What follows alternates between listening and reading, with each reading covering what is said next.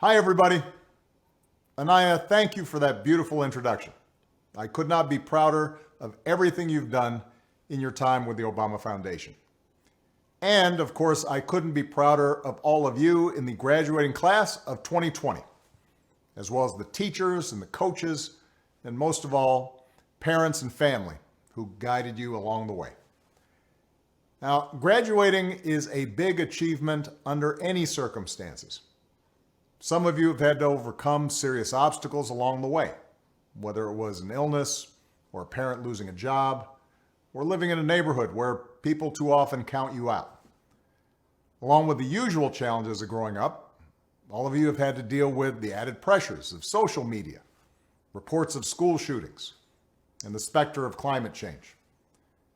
And then, just as you're about to celebrate having made it through, just as you've been looking forward to proms and senior nights, graduation ceremonies, and let's face it, a whole bunch of parties, the world is turned upside down by a global pandemic. And as much as I'm sure you love your parents, I'll bet that being stuck at home with them and playing board games or watching Tiger King on TV is not exactly how you envisioned the last few months of your senior year. Now, I'll be honest with you. The disappointments of missing a live graduation, those will pass pretty quick.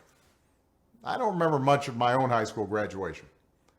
I know that not having to sit there and listen to a commencement speaker isn't all that bad. Mine usually go on way too long. Also, not that many people look great in those caps, especially if you have big ears like me. And you'll have plenty of time to catch up with your friends once the immediate public health crisis is over. But what remains true is that your graduation marks your passage into adulthood, the time when you begin to take charge of your own life. It's when you get to decide what's important to you, the kind of career you want to pursue, who you want to build a family with, the values you want to live by. And given the current state of the world, that may be kind of scary. If you'd planned on going away for college, getting dropped off at campus in the fall, that's no longer a given. If you are planning to work while going to school, finding that first job is going to be tougher. Even families that are relatively well off are dealing with massive uncertainty. Those who were struggling before, they're hanging on by a thread. All of which means that you're going to have to grow up faster than some generations. This pandemic has shaken up the status quo and laid bare a lot of our country's deep-seated problems, from massive economic inequality to ongoing racial disparities to a lack of basic health care for people who need it. It's woken a lot of young people up to the fact that the old ways of doing things just don't work. That it doesn't matter how much money you make if everyone around you is hungry and sick, and that our society and our democracy only work when we think not just about ourselves, but about each other. It's also pulled the curtain back on another hard truth, something that we all have to eventually accept once our childhood comes to an end. You know, all those adults that you used to think were in charge and knew what they were doing, turns out they don't have all the answers. A lot of them aren't even asking the right questions. So if the world's going to get better, it's going to be up to you. That realization may be kind of intimidating, but I hope it's also inspiring. With all the challenges this country faces right now, nobody can tell you, no, you're too young to understand, or this is how it's always been done. Because with so much uncertainty, with everything suddenly up for grabs, this is your generation's world to shape. Since I'm one of the old guys, I won't tell you what to do with this power that rests in your hands, but I'll leave you with 3 quick pieces of advice.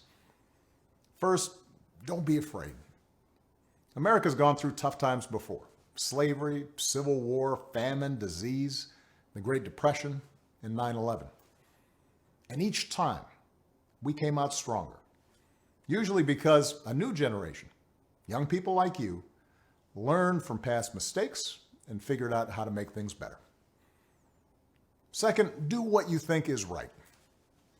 Doing what feels good, what's convenient, what's easy, that's how little kids think. Unfortunately, a lot of so-called grown-ups, including some with fancy titles and important jobs, still think that way, which is why things are so screwed up.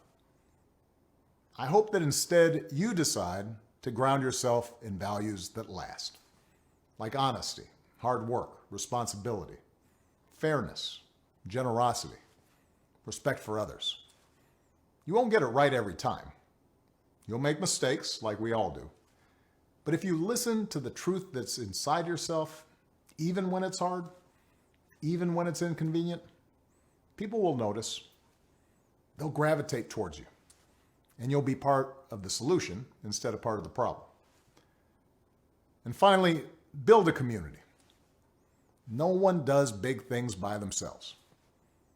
Right now, when people are scared, it's easy to be cynical and say, let me just look out for myself, or my family, or people who look or think or pray like me. But if we're going to get through these difficult times, if we're going to create a world where everybody has opportunity to find a job and afford college, if we're going to save the environment and defeat future pandemics, then we're going to have to do it together. So be alive to one another's struggles. Stand up for one another's rights. Leave behind all the old ways of thinking that divide us: sexism, racial prejudice, status, greed, and set the world on a different path. When you need help, Michelle and I have made it the mission of our foundation to give young people like you the skills and support to lead in your own communities and to connect you with other young leaders around the country and around the globe. But the truth is, you don't need us to tell you what to do, because in so many ways, you've already started to lead. Congratulations, class of 2020. Keep making us proud.